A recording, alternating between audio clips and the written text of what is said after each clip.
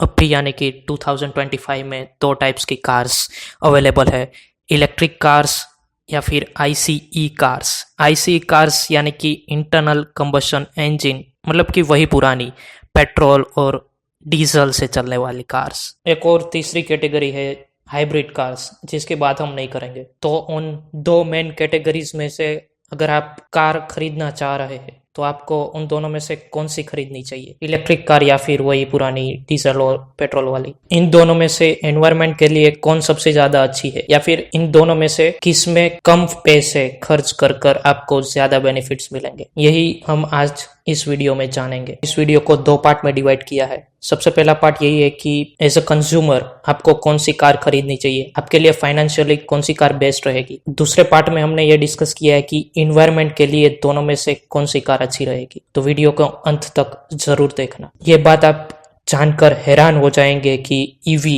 Environment के लिए कितनी हद तक खराब हो सकती है। चलिए हम यही जानते हैं कि कॉस्ट इफेक्टिव कौन है, ईवी या फिर पेट्रोल या डीजल कार। फॉर एग्जांपल, आपको एक कार खरीदनी है, आप इंक्वायरी करते हैं कि कौन सी कार आपके लिए बेस्ट रहेगी। तो आपने शोरूम में इंक्वायरी कर यह डिसीजन लिया है कि आप एक ईवी कार खरीदेंगे। तो आपकी कार 16 lakhs ऑन रोड पे पड़ती है, जिसकी रेंज है 312 किलोमीटर्स, मतलब कि एक चार्ज में 312 किलोमीटर्स चलेगी। आप हर साल उस कार को 10,000 किलोमीटर्स चलाएंगे और यही सेम आप 5 साल तक रिपीट करते हैं। आपने जो कार खरीदी है वो 100% आपने पे करके खरीदी है, फाइनेंस नहीं करवाई, तो आपको ईएमआई नहीं भरना पड़ेगा। बाद में हर साल तक आपको क्या क्या कॉस्ट आएगी, सबसे पहली तो insurance cost, maintenance cost, charging cost. और तो हर साल आपको भरना है इंश्योरेंस, मेंटेनेंस कॉस्ट और चार्जिंग कॉस्ट। ऐसा अगर हम 5 साल तक रिपीट करेंगे तो आपका ईवी का टोटल होगा 2,72,000 रुपीज। मतलब कि ये तीन चीज, मेंटेनेंस, इंश्योरेंस और चार्जिंग, 5 साल में आपको 2,72,000 रुपीज पे करने पड़ेंगे। कार की कॉस्ट और एडिशनल ये जो भी 5 साल तक आपने पैसे पे किए, तो टोटल ओनरशिप कॉस्ट होगी 18,72,000 रुपीज। उसकी जगह अगर आप एक पेट्रोल इंजन कार खरीदते हैं तो वो सेम कार, सेम फीचर वाली कार आपको 9 lakhs रुपीज में पड़ेगी, जहां पर ईवी आपको 16 lakhs में पड़ रही थी, वही सेम कार, पर यहाँ पे कॉस्ट होगी 9 lakhs, जिसकी माइलेज आप मान के चलिए 17 किलोमीटर पर लीटर होगी। और ये याद रखना कि कार हमने 100% पेमेंट करके ही ली है, फाइनेंस नहीं करवाई है। तो एडिशनल कॉस्ट हम देखें, जैसे कि इंश्योरेंस, मेंटेनेंस और फ्यूल कॉस्ट। फ्यूल और चार्जिंग, ईवी में चार्जिंग था, यहाँ पे फ्यूल कॉस्ट होगी। 5 साल के बाद एडिशनल पे करने होंगे 4,83,000 रुपीज, जो ऑलमोस्ट ईवी से डबल रुपीज है।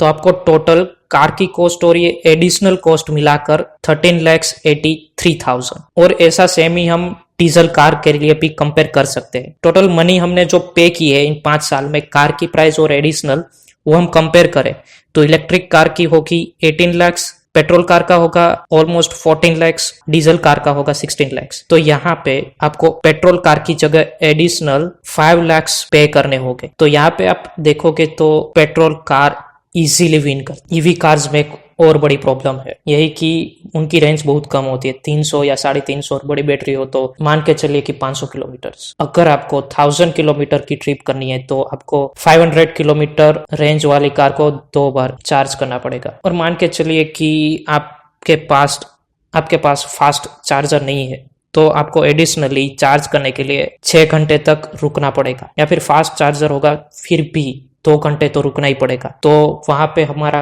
बहुत सारा टाइम वेस्ट हो सकता है। पर कई लोग ये सोचते हैं कि चलिए हम इन्वायरमेंट को बचाने के लिए इतने पैसे भी ज्यादा पे कर देंगे और एडिशनल जो चार्जिंग के लिए टाइम लगेगा वो भी हमको एक्सेप्ट है। पर वो लोग यही कहते हैं कि ईवी तो इन्वायरमेंट के लिए अच्छी ही है ना। उनका पर्सपेक्टिव आज बदलने वाला है और यहाँ से हम हमारे वीडियो के दूसरे पार्ट में जाते हैं, जहां पर हम डिस्कस करने वाले हैं कि इन्वायरमेंट के लिए सच में ईवी अच्छी है या नहीं। कोई भी कार बनाने के लिए हमें क्या चाहिए होता है? अगर वो पेट्रोल इंजन वाली कार हो तो मेन चीज चाहिए होती है उसका इंजन, और ईवी कार हो तो बैटरी और उसकी जो मोटर चाहिए होती है। तो उन सबको बनाने के लिए सबसे पहले तो चाहिए होता है मेटल, जो माइन से मिलता है। एडिशनली जो ईवी कार्स की बैटरी और मोटर्स होती है उसको बनाने के लिए हमें चाहिए होता है रेयर अर्थ एलिमेंट्स है वो चाहिए होते हैं, जैसे कि lithium, cobalt, natural graphite, manganese, निकल, ये सब एडिशनल मेटल चाहिए होते हैं बैटरी बनाने के लिए, जिसमें से सबसे मेन मेटल होता है लिथियम। इसीलिए इन बैटरीज को लिथियम आयन बैटरीज कहा जाता है। और ये मॉडर्न कार्स में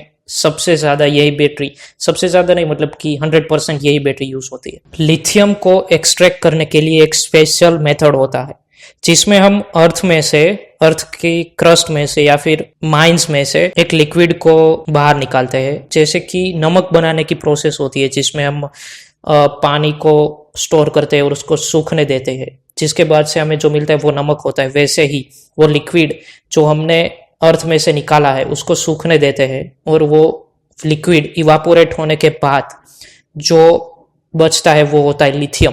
वैसे ही दूसरा इंपॉर्टेंट एलिमेंट बैटरी के लिए होता है कोबाल्ट, और ये कोबाल्ट हाईली डेंजरस होता है। वो कोबाल्ट माइन किया जाता है माइंस में से, और ये माइनिंग करना सबसे डेंजरस टास्क है। कोबाल्ट जो है वो जो माइनर्स होते हैं उनके लिए बहुत ही डेंजरस होता है। उनको कई सारे स्किन डिसीज या फिर अगर वो रेस्पिरेशन में जाए तो वहां पर भी कई सारे जो क्रोनिक डिसीज है वो प्रोड्यूस कर सकता है, जिससे उन सब की जान भी जा सकती है। तो इन दोनों एलिमेंट्स को एक्सट्रैक्ट करने के लिए हमें चाहिए होती हैवी मशीनरी, और ये हैवी मशीनरी ऐसे ही नहीं चलती। इनको चलाने के लिए चाहिए होता है फ्यूल यानी कि पेट्रोल, डीजल, वही सब। और ये एलिमेंट्स बहुत ही रेयर है। जो लिथियम है वो सिर्फ साउथ अमेरिका और ऑस्ट्रेलिया में पाया जाता है, जिसकी वजह से हमें कई सारे दिनों तक माइनिंग करनी पड़ती है, उसके बाद जाके हमें थोड़ा बहुत लिथियम मिलता है। और इन मशीनरी के यूज की वजह से ही बहुत सारा पॉल्यूशन होता है। साथ में जो वाटर पॉल्यूशन, लिथियम की एक्सट्रैक्शन की वजह से वाटर पॉल्यूशन भी होता है, और कोबाल्ट के एक्सट्रैक्शन की वजह से जो उनके माइनर्स होते हैं उन पर भी बहुत ही खराब उनकी हेल्थ पर असर होता है। तो ओवरऑल देखा जाए तो ये बहुत ही डेंजरस है एक ईवी की बैटरी बनाना।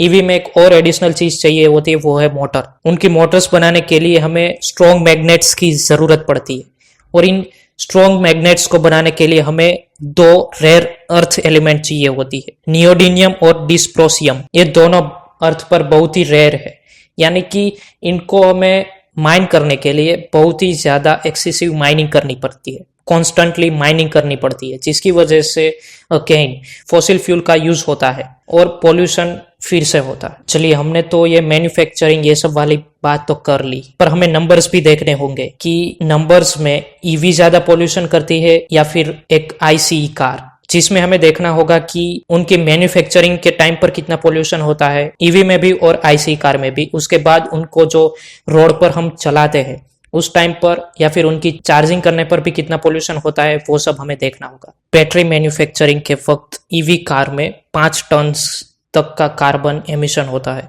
और व्हीकल मैन्युफैक्चरिंग में 9 टन कार्बन का एमिशन होता है, जहां पर ये टोटल हुआ 14 टन, जहां पर आईसीई कार को मैन्युफैक्चर करने के लिए सिर्फ 10 टन कार्बन एमिशन होता है। तो यहाँ पे आईसी कार्स आगे है। उसके बाद आता है कार की चार्जिंग।